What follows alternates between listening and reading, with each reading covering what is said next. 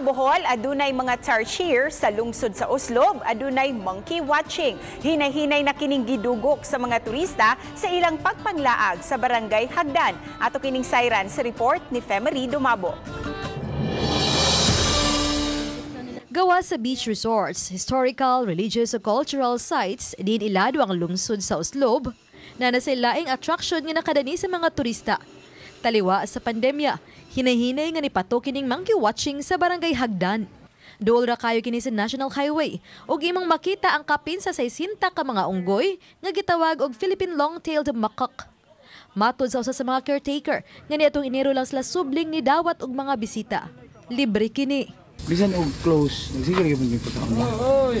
Sige gyud yung pagkaon kay di man sila pwede nga di pakakunon kami, labot man sila balik sa uma.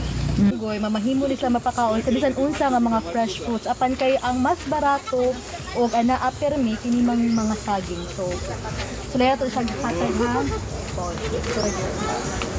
Goy. Goy, after. Here goy.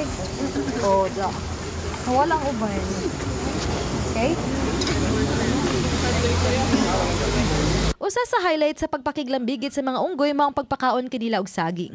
Makahurot sila og 20 ngadto sa 40 kilos nga saging matag adlaw. Ang mga caretaker magsalig lang sa donasyon sa mga turista aron makapalit og saging. Ang mahabiling donasyon tungaon sa mga residente sa lugar.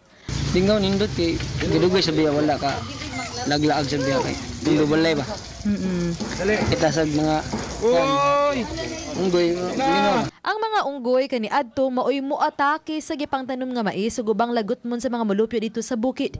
Ug ang paghatag og pagkaon maoy makapakanaog sa mga unggoy nga makatabang aron di na madaot ang ilang mga produkto ug mahimo pa gyud nga atraksyon sa ilang dapit. Usap jud sila ka grupo, di ni sila magbiyaan ay ganun, nay mabilin pa. Di ni sila. Dagan namang balik og uma. Pagod sila mong atiman na para dili mga kondito mga uma. Uba ni June Sulon. Ako si Femery Dumabok. Balitang Bisdak.